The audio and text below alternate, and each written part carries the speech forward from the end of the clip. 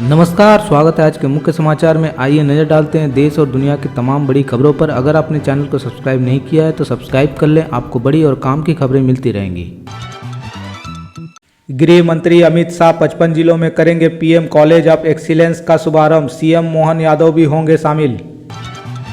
चंद्रबाबू नायडू की सरकार ने किया बड़ा फेरबदल, 37 आईपीएस का किया तबादला, वकुल जिंदल होंगे विजयनगरम के एसपी।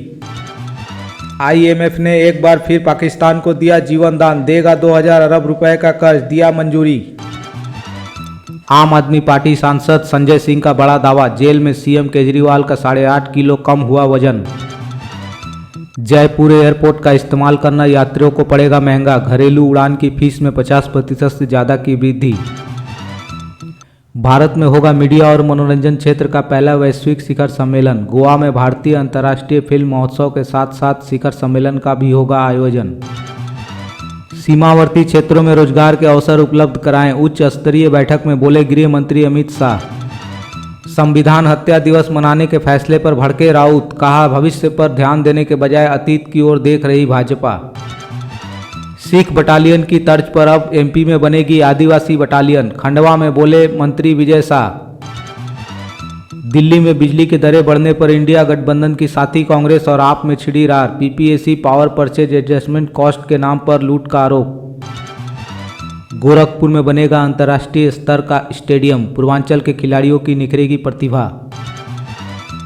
ईरान के नए राष्ट्रपति ने अमेरिका को दिया डायरेक्ट ट्रेलर, कहा दबाव में नहीं आएगा हमारा देश। गाजा पर टूटा इसराइल का कहर, हमास मिलिट्री विंग का चीफ ढेर, 71 लोगों की भी हुई मौत। हिमाचल में उपचुनाव के बाद बना नया रिकॉर्ड, विधानसभा में कोई निर्दलीय नहीं, पति पत्नी 7 बने विधायक।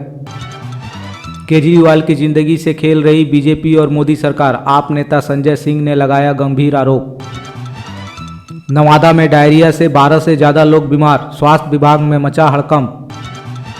सोमवार को नेपाल में ओली सरकार का शपथ ग्रहण समारोह, यूएमएल और एनसी गठबंधन तैयार कर रहे कैबिनेट मंत्रियों की सूची। केंद्रीय मंत्री गजेंद्र सिंह शेखावत ने की स्काई डाइविंग, उड़ते विमान से लगाई छलांग। अयोध्या के राम मंदिर में टीका लगाने और चरणामृत देने पर लगी रोक, श्री राम मंदिर तीर्थ ट्रस्ट ने भीड़ प्रबंधन सुरक्षा कारणों को ध्यान में रखकर लिया फैसला। साइबर अपराध के पीड़ितों के लिए कानूनी सहायता की तत्काल आवश्यकता, उपराष्ट्रपति ने कहा कि निर्दोष लोगों को धोखेबाज तत्वों द्वारा ठगा जा रहा है। उन्होंने देश के डेटा सुरक्षा जागरूकता के महत्व को रेखांकित किया। गुजरात पहुंचा खतरनाक वायरस, दिमाग में सूजन के बाद चली जाती है जान, 4 बच्चों की मौत से हड़कंप। दरअसल नागपुर के चांदीपुर गांव में वर्ष 1966 में 15 साल तक के बच्चों की होने लगी थी मौत। पता चला कि मौतें वायरस से हुई, तभी से इस वायरस का नाम चांदीपुरा वायरस पड़ गया। यह वायरस मच्छर मक्खियों और कीट पतंगों से आता है। गोरखपुर यूनिवर्सिटी की कार्य परिषद ने दी 6 नए महाविद्यालय खोलने की मंजूरी, कुशीनगर जिले में 3 और देवरिया जिले में 3 नए महाविद्यालय होंगे स्थापित। लोकसभा चुनाव के बाद पहली बार महाराष्ट्र पहुंचे पीएम मोदी, बोले तीसरे कार्यकाल में करेंगे 3 गुना रफ्तार से काम। 46 साल बाद फिर खुलेगा जगन्नाथ मंदिर का रत्न भंडार, वस्तुओं की गिनती और उन्हें फिर से सील करेंगे, मुख्य सेवक ने दी सरकार को सलाह। विधानसभा सीटों पर हुए उपचुनाव में कांग्रेस अपने प्रदर्शन से गदगद, उपचुनाव के नतीजों पर बोले राहुल गांधी, बीजेपी के भय भ्रम का टूटा जाल, हर कोई चाह रहा तानाशाही का नाश। नालागढ़ के सरदार हरदीप सिंह बाबा बने कांग्रेस विधायक, हिमाचल विधानसभा में होंगे एकमात्र सिख विधायक। 22 जुलाई को तिरंगा दिवस घोषित करने की मांग, हरियाणा के पूर्व डीजीपी चला रहे हैं अभियान। बिहार में बारिश से सब्जी की फसल बर्बाद, कीमतें आसमान पर, किसान बेहाल। दोस्तों हंसना मना है, मध्य प्रदेश साइकिल पंचर की दुकान पर बिजली बिल आया 1,22,383 रुपये, सिर पकड़कर रोने लगा दुकानदार। बैंकिंग सेक्टर में होंगे सुधार, बड़ी तैयारी में मोदी सरकार, बैंकिंग नियमन अधिनियम 1949, उपक्रमों का अधिग्रहण एवं हस्तांतरण 1970 और 1980 में होगा संशोधन। जम्मू कश्मीर के उपराज्यपाल की शक्तियों को लेकर गृह मंत्रालय ने जारी किया स्पष्टीकरण, कहा अधिनियम 2019 में कोई संशोधन नहीं। राजस्थान विधानसभा में कांग्रेस विधायक हरीश चौधरी का बड़ा दावा, पेपर लीक मामले के पीछे बताया कोचिंग इंस्टीट्यूट का हाथ। जम्मू कश्मीर के उपराज्यपाल की शक्तियां बढ़ाने पर महबूबा मुफ्ती का बीजेपी सरकार पर हमला, कहा आपने कश्मीर में हमारा जीना हराम कर दिया है। केंद्रीय वित्त मंत्री निर्मला सीतारमण वित्त वर्ष 2024-25 का पूर्ण बजट 23 जुलाई को पेश करने जा रही हैं। बम्बई उच्च न्यायालय ने एक व्यक्ति को पढ़ाई के लिए ऑस्ट्रेलिया जा रहे उसके बेटे को विदा करने के लिए दिया पेरोल जमानत। कहा, अगर दुख साझा करने के लिए पेरोल दी जा सकती है तो खुशी के मौके पर क्यों नहीं।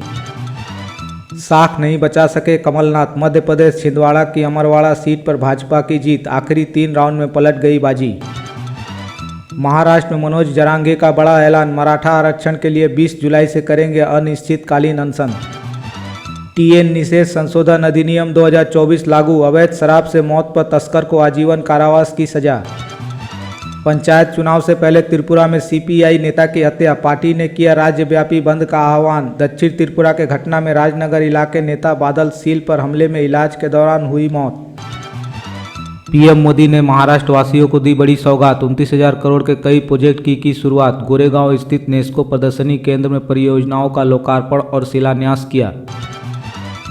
राजकोट गेम जोन अग्निकांड, पीड़ितों को न्याय दिलाने के लिए कांग्रेस निकालेगी न्याय यात्रा। राजकोट से इस यात्रा की होगी शुरुआत। यात्रा 1 से 15 अगस्त तक चलेगी। राज्यपाल आरिफ मोहम्मद खान का बड़ा आरोप, कहा केरल सरकार बहुत काम कानून के मुताबिक नहीं करती। किसानों द्वारा कर्नाटक के मुख्यमंत्री सिद्धारमैया को दिए गए आवेदन कथित तौर पर कूड़े के ढेर के पास मिले। किसान संगठन और बीजेपी सरकार ने की निंदा। आईएएस पूजा खेड़कर के परिवार ने पुणे में बंगले के सामने किया फुटपाथ का अतिक्रमण, नगर निगम ने लिया एक्शन।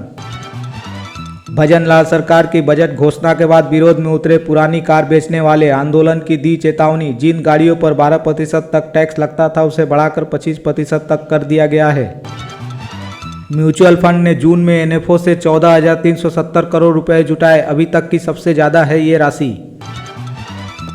प्रियंका गांधी का बीजेपी पर पलटवार, कहा संविधान की आत्मा पर प्रहार करने वाले मनाएंगे संविधान हत्या दिवस। दोस्तों, ये थे अब तक के मुख्य समाचार। खबरों में बने रहने के लिए आपका धन्यवाद। वीडियो को ज़्यादा से ज़्यादा शेयर करें। जल्द हाजिर होंगे नए खबरों के साथ। जय हिंद, जय भारत।